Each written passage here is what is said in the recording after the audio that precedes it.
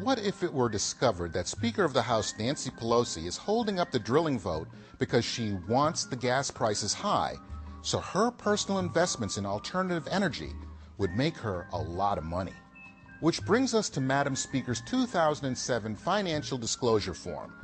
Schedule 3 lists assets and unearned income of between $101,000 to $250,000 from Clean Energy Fuels Corporation, public common stock. Clean Energy Fuels Corporation is a natural gas provider founded by T. Boone Pickens. Yep, that T. Boone Pickens, former oil man turned wind power evangelist, whose ads touting the National Wind Campaign are now as ubiquitous as Viagra promos. Pickens and Pelosi share the same talking points, downplaying the need to drill and open up more access to American oil. Instead, the Pickens pie-in-the-sky plan proposes to replace natural gas with wind power in power generation and theoretically free up natural gas for America's transportation needs. Now, let's follow that money. As reported on Don'tGoMovement.com, Speaker Pelosi bought between $50,000 and $100,000 worth of stock in Pickens' CLNE Corporation in May 2007 on the day of the initial public offering.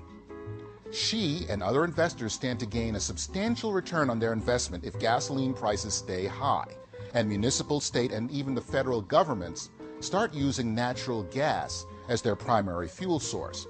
If gasoline prices fall, alternative fuels and the cost to convert fleets over to them become less and less attractive. If this is true and the mainstream media catches wind of it, big if, Pelosi could single-handedly doom the Democrat Party's hold on the Congress and the Senate. It sucks we have to rely on the media.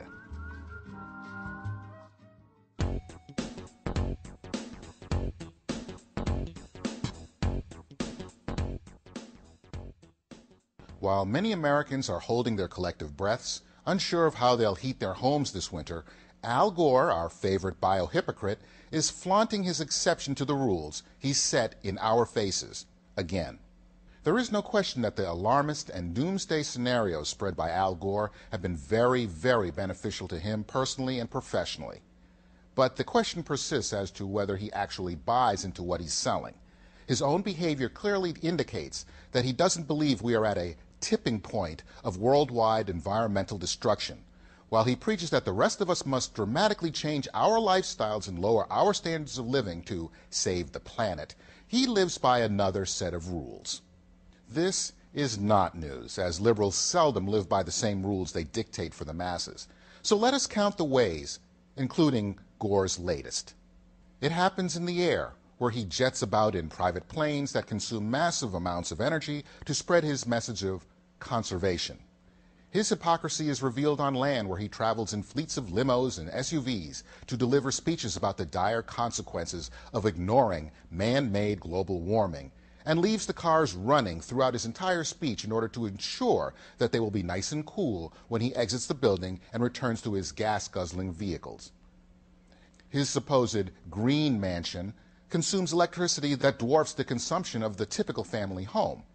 And now, in order to complete his hypocrisy trifecta, Al Gore may now be extending his excessive consumption to the water as well. In an amazing display of conspicuous consumption, even for Al Gore, his new 100-foot houseboat that docks at the Hurricane Marina in Smithville, Tennessee, is creating a critical buzz among his former congressional constituents. Dubbed BioSolar One, which may reflect some latent Air Force One envy, Gore has proudly strutted the small-town dock, claiming that his monstrous houseboat is environmentally friendly. Only Al Gore would name his boat BS-1 and not get the joke, or perhaps the joke is on us. Gore's new houseboat will run on ethanol. Only problem is there's no place to buy ethanol at the Hurricane Marina. Will he have it trucked in specially for him? So much for humility and keeping it green.